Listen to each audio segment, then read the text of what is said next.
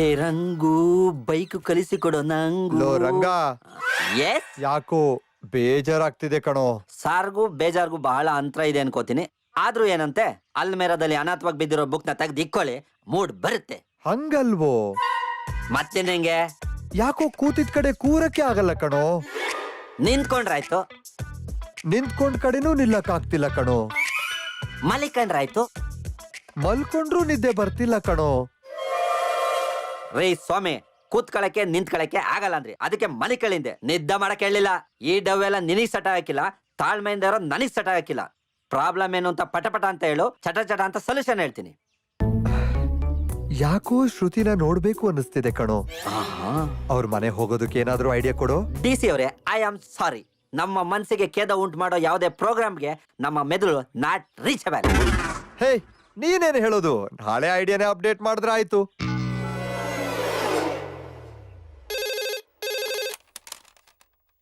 Hello ಅಮ್ಮವ್ರೆ, ನಾನು Arjun sir ಮನೆಯಿಂದ. ಸಾಹೇಬ್ರು ಮನೆ ಬಂದ್ರ? ಇಲ್ಲ, ಯಾಕೆ? ಮಧ್ಯಾಹ್ನ ಸೂಟ್ ಮೆಸರ್ಮೆಂಟ್ ಸರಿಯಾಗಿದೆಯಂತ ನೋಡಕ್ಕೆ ರಂಗನ್ ಜೊತೆ ನಿಮ್ ಮನೆ ಹೋಗ್ತೀನಿ ಅಂದ್ರು. ಬಂದ್ರ? ಅವ್ರ ಮೊಬೈಲ್ಗೆ ಫೋನ್ ಮಾಡ್ಬೋದಿತ್ತಲ್ಲ. ಮಾಡಿದ್ದೆ, ನಾಟ್ ರೀಚಬಲ್ ಬಂತು. ಓಹೋ.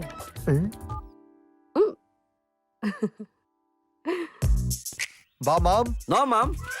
ಬಾ ಮಾಮ್. ನೋ ಮಾಮ್. ಬಾ ಮಾಮ್. ನೋ ಮಾಮ್. ಮುಚ್ಕೊಂಡ್ ಬಾರಲೆ. ಬಿಡಲ್ಲ ಇವನು. ನಡಿ ಮಾಮ್.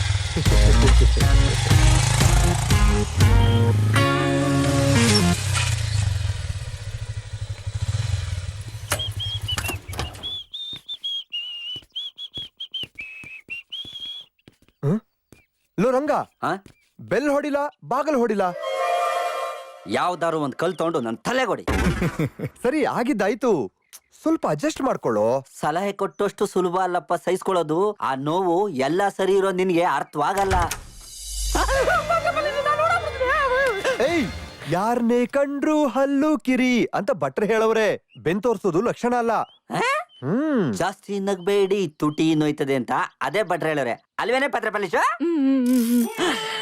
ನೀವ್ ಯಾವಾಗ ಬರ್ತಿರೋ ಅಂತ ಕಣ್ಣಿಗೆ ಎಣ್ಣೆ ಬಿಟ್ಕೊಂಡ್ ಕಾಯ್ತಾ ಇದ್ದೆ.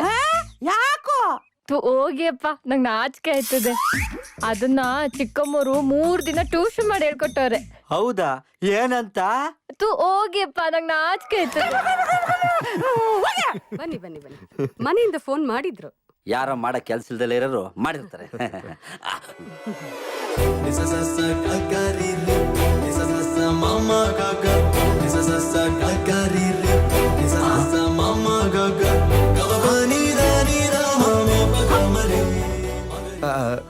ನಾನ್ ಬಂದಿರೋದೇ ನಿಮ್ಮನ್ ನೋಡೋದಕ್ಕೆ. ನೀವೇ ಹೀಗ್ ನಾಚ್ಕೊಂಡು ಹೋದ್ರೆ ಹೇಗೆ? ಕಾಫಿ ತಗೊಂಡ್ ಬರ್ತೀನಿ.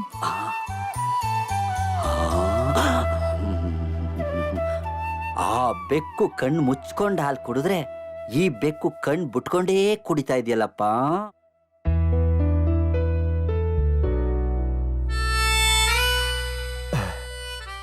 ಒಂದೇ ಕಪ್ಪ ಇವನಿಗೆ? ಹಾ, ಮದ್ವೆ ಸೀಸನ್ ಅಲ್ವಾ, ಅವರಿಗೆ ಬಂಪರ್ ಆಫರೇ ಇದೆ. ಬಂಪರ್ ಆಫರ? ಅಲ್ಲಿ ನೋಡಿ.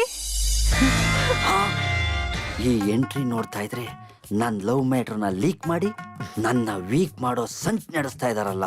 ನಾನೇ. ಈ ಸಿಚುಯೇಷನ್ಗೆ ಸ್ಟೋರಿ, ಸ್ಕ್ರೀನ್ ಪ್ಲೇ, ಡೈರೆಕ್ಷನ್ ನಿಂದೇನೋ? ಹೌದು. ದುಶ್ಮನ್ ಕಿದರೆ ಅಂದ್ರೆ ಇಲ್ಲೇ ಇದೆಯಲ್ಲೋ. ಯಾವ ಗ್ಯಾಪ್ ಅಲ್ಲಿ ಮಾಡ್ದೋ ಈ ಸ್ಟೋರಿನೋ? ಅದೇ ರಾತ್ರಿ ಫೋನ್ ಬಿಸಿ ಬರ್ತಿತ್ತು ಅಂದ್ಯಲ್ಲ, ಅದೇ ಗ್ಯಾಪ್ ಅಲ್ಲಿ ಮಾಡ್ದೆ. ದ್ರೋಹಿ, ಎಷ್ಟು ದಿನದಿಂದ ಗ್ಯಾಪ್ ಕೈಕೊಂಡಿದ್ದು ನನ್ನ ಸಿಕ್ಕಾಕ್ಸ್ಬೇಕು ಅಂತ.